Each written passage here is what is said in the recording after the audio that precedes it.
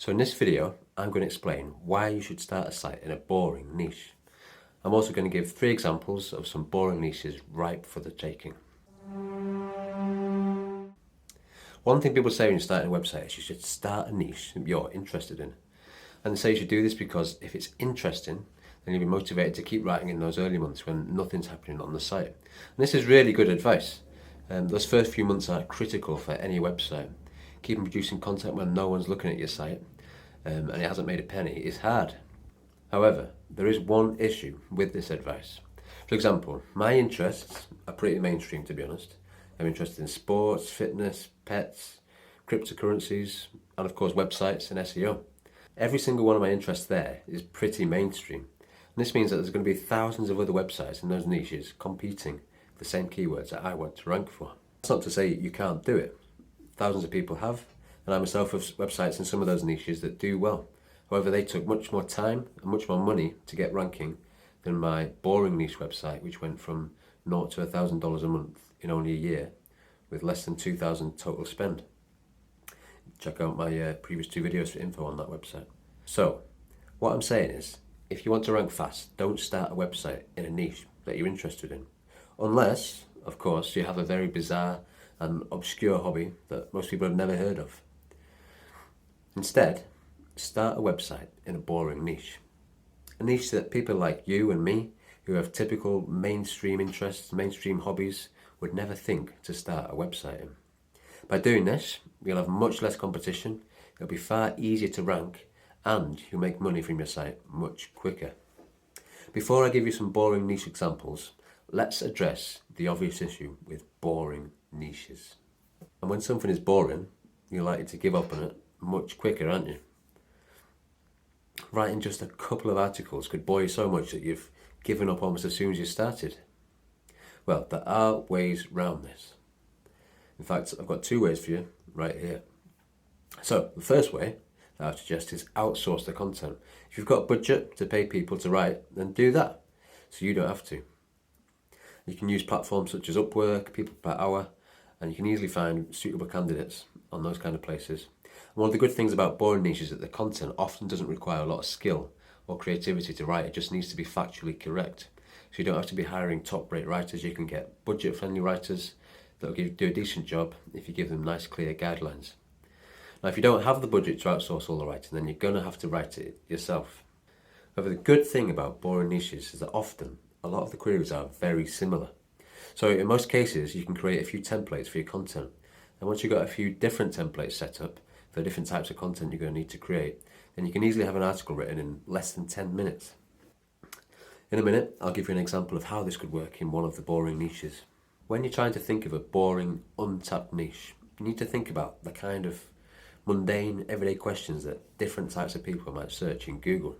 I've got a few examples here that I'm going to share with you, but I advise you to do your own research and find your own boring niche, because there are undoubtedly better, even lower competition, more boring niches out there for the taking. Let's jump in. So, boring niche number 1, opening hours. How many different stores and businesses are there in the world? It's impossible to say, isn't it? Which means there are tens of thousands of search terms like this. What time does X open? What time does X close? Is X open on Sundays? X Saturday opening hours. There are loads and loads of search terms like this with tons of volume. Now, one thing to be aware of with this particular niche is you might think there's no point in pursuing it because the businesses and the stores are always going to rank top for those search terms, and Google My Business will tell users the opening time. Well, in some cases that could be true, but it's certainly not entirely true. I've got 3 websites here in this niche. Look at the amount of traffic they're getting. It's colossal. All 3 of them are getting a huge amount of traffic, which is no doubt making them some serious money. And this type of stuff can very, very easily be templated. You just need to say a few words about the business, tweak the opening and closing hours for each one, and you're done. Boring niche example number 2. Window tinting laws. Another great boring niche.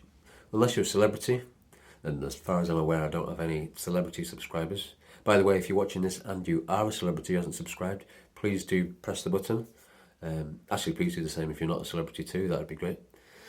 Or if you're into car modding, you might have come across window tinting laws as well. But if not, you've probably never thought to search for something like that. And there's tons of search volume around it.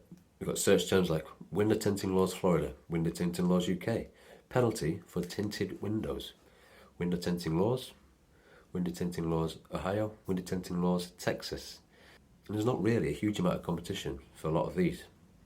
And again, this type of content can all very easily be templated. One final boring niche example, potholes, as we call them here in the UK.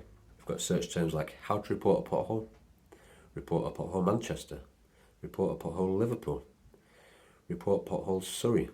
Now if you look for some of those, you're going to see that you've got local city councils ranking for them. So you might think this is a useless niche because you're never going to outrank a citycouncil.gov website, right? Well, I wouldn't be so quick to write this niche off. Most of the local city council sites ranking for this only have one page about potholes, and it's very, very basic too. If you can make a more detailed page for each locale explaining exactly what to do, how to do it, and what to expect when the pothole has been fixed, then there's no reason why the topical relevance you build around this very boring niche shouldn't allow your individual pages to rank better than the council's. So, there we go. 3 examples of boring niches that you could potentially get into. For more help with finding a good niche, do have a watch of my video on how to find high traffic potential, low competition keywords using Ahrefs. As always, do your own research carefully. Please don't just jump straight into window tinting or potholes or opening hours and then come complain to me in 6 months that it's impossible to rank. Do your research and find a good niche that can work and can make money. So there we go. Hope you found that useful. Please like, subscribe and leave a comment, and feel free to send me a couple of Bitcoins if you enjoyed this video. Thank you, and see you next time.